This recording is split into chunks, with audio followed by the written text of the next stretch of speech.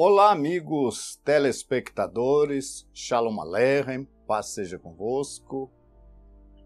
Mais um Shabat, estamos aqui juntos. Eu sou o Rabino Ishai, sou Rabino Messiânico, e estamos aqui para falar de mais uma porção da Torá, dessa vez a Parashá Vayeshev, Parashá de número 9, que vai do capítulo 37 de Gênesis, versículo 1, ao 40, versículo 33.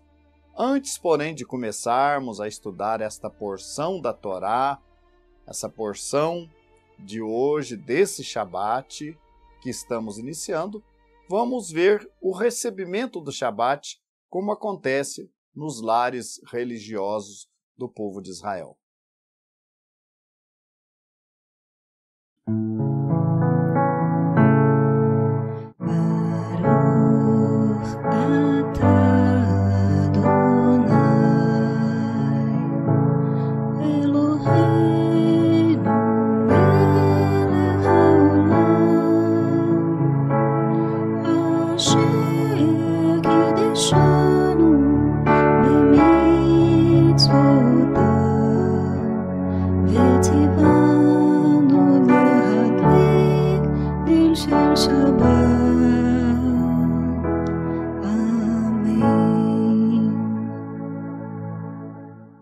Continuando então o nosso programa, a gente viu aí o recebimento do Shabat, não é?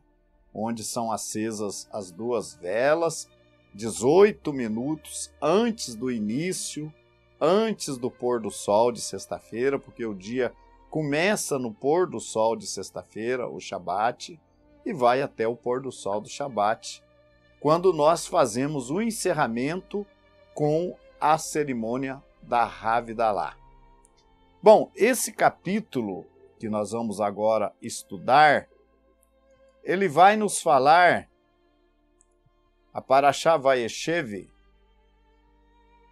ela vai nos falar, ela quer dizer, é o início, né, que ele habitou e Jacó habitou, ou ele viveu, isso significa a palavra Vayeshev, é a nona porção semanal da Torá, no ciclo judaico anual da leitura da Torá. Então, o nosso povo, o povo de Israel, em todos os lugares do mundo, em todas as sinagogas, estudam a mesma porção da Torá. Nós temos na própria Parashá, na própria Torá, uma ordem de Deus que a cada 7 anos fosse lida a Torá ao povo de Israel, aos Gerim, aos estrangeiros que habitassem com o nosso povo, aos adultos e às crianças, para que aprendessem, temessem e obedecessem ao Deus de Israel. Eu quero lembrar que, quando nós falamos da Torá, que significa lei, isso não significa, amigo, que nós somos salvos pela lei, de jeito nenhum. A lei, a Torá, ela não salva ninguém.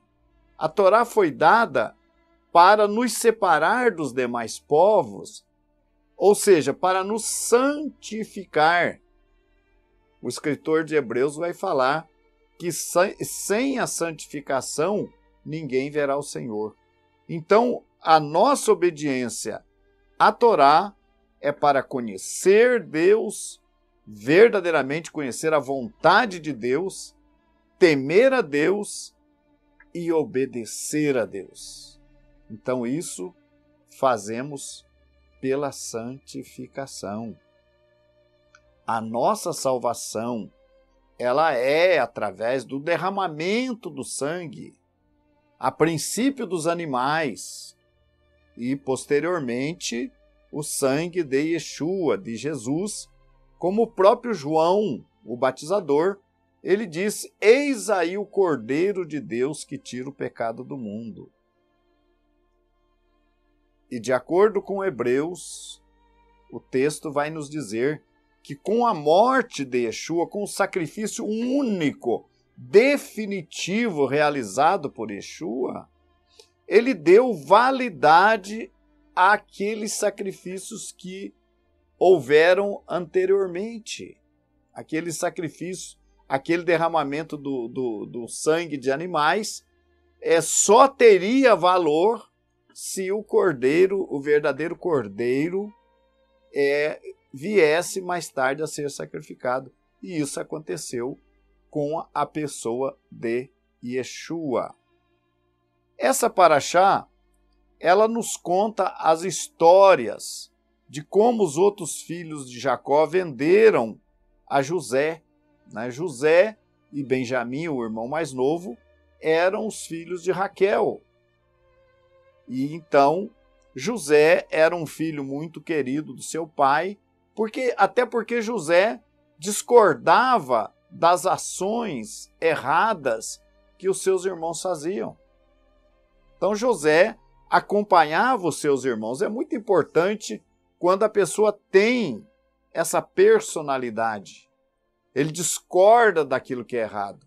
E José, apesar de então ser antipático aos seus irmãos, ele era fiel ao seu pai e ele trazia todas as notícias do trabalho, do que os seus irmãos faziam no campo enquanto apacentava os rebanhos. Por conta disso, José é vendido. José é lançado num poço para não ser morto. Ele seria morto até pelos irmãos, mas para que ele não morresse, ele então é lançado em um poço e ali, mais tarde, ele é vendido para uma caravana que o levou para o Egito.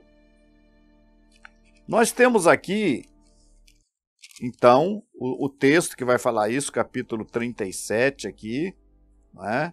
Vai tratar desse assunto da venda de José por 20 moedas de prata aos ismaelitas, diz aqui o versículo 28, passando, pois, os mercadores midianitas, tiraram e alçaram a José da cova e venderam José por 20 moedas de prata aos ismaelitas, os quais levaram José ao Egito. Aí nós conhecemos ali que eles armam toda aquela argumentação, leva a roupa ensanguentada para confundir ali o pai, né? Então, essa paraxá, ela vai nos falar da história de José, basicamente, que é uma história muito importante e importante nós entendermos. No capítulo 39, José, é interessante que José era uma pessoa temente a Deus, era zeloso e era temente a Deus. E quando ele vai para o Egito, ele é levado à casa, é levado ao Egito, e Potifar, capítulo 39, verso 1. E José foi levado ao Egito, e Potifar, eunuco de Faraó, capitão da guarda, varão egípcio, comprou-o da mão dos ismaelitas que o tinham levado lá. E o Senhor estava com José, e foi varão próspero, e estava na casa de seu senhor egípcio. Então, José era um jovem temente a Deus. E por isso Deus o abençoava, por ele ser temente. Mesmo estando num país estranho, ele continuava temente a Deus. Ele vai à casa daquele homem, daquele eunuco do Faraó, que era uma autoridade, e o Senhor estava com ele. Aí o que acontece? José faz uma carreira. Versículo 3 diz: vendo, pois, o seu senhor, que o Senhor, o Eterno, estava com ele, e que tudo o que ele fazia, o Senhor prosperava em sua mão, José achou graça em seus olhos, e servia-o, e ele o pôs sobre a sua casa, e entregou na sua mão tudo o que tinha. E o que aconteceu? por conta disso, dessa confiança em José, Deus abençoa José, né, na casa do egípcio, a bênção do Senhor. Você encontra aqui no versículo 5, que diz assim: e aconteceu que, desde que o puseram sobre sua casa, a casa do eunuco, e sobre tudo o que tinha, o Senhor abençoou a casa do egípcio, por amor de José, e a bênção do Senhor foi sobre tudo o que tinha na casa e no campo. Bom, nós sabemos que houve um incidente com José. José acaba sendo ali, era formoso, era um jovem formoso à vista, e ele acaba chamando a atenção da mulher do eunuco, desse homem. Gente, de Potifar, né? O que acontece, gente? Muitas vezes a mulher usa de forma errada uma mulher comprometida, uma mulher casada, e essa mulher tenta seduzir o jovem José. Nós temos que lembrar as palavras de Yeshua. Yeshua, um judeu fiel, cumpridor da Torá. Yeshua jamais foi um transgressor da Torá, sempre foi obediente. E ele nos ensinou uma coisa, que adultério não é apenas o ato em si, mas que o desejo, a cobiça pela mulher do próximo, para a mulher que não é a tua mulher, já é um adultério. Aquele que olhar para uma mulher com intenção impura no coração, já cometeu adultério. Então, o José, ele acaba sendo seduzido, não, ele não foi seduzido, tentado, vamos dizer assim, por aquela mulher, e ele, num determinado momento, nos diz aqui, que ele deixa a sua túnica nas mãos daquela mulher. Nós temos aqui no versículo 12, e ela lhe pegou pelo seu vestido, dizendo: deita-te comigo. E ele deixou o seu vestido na mão dela e fugiu e saiu para fora. Essa mulher ficou muito decepcionada, porque ela pensou que ia conseguir levar adiante o seu mau propósito. E José deixa a túnica nas mãos daquela mulher, não dá tempo para aquela tentação prosseguir, por temor a Deus. E José fala que ele não ia fazer tamanho mal contra o seu senhor. Tamanho mal, aquilo era um grande mal. Mas ele finalmente vai parar na prisão por falsas acusações daquela mulher. Aquela mulher mente, que foi seduzida por José, inverte a história e José é levado ao cárcere. E é dali do cárcere, das visões que Deus dá a José. José no cárcere poderia ser uma pessoa revoltada, mas ele foi temente a Deus. Lá no cárcere ele cresceu, ele se tornou uma pessoa importante. Meus amigos, vamos ver um pouco agora da nossa adoração, lembrando que temos palestras para aqueles que tiverem interesse, entre em contato conosco. Vamos ver um pouco da nossa adoração.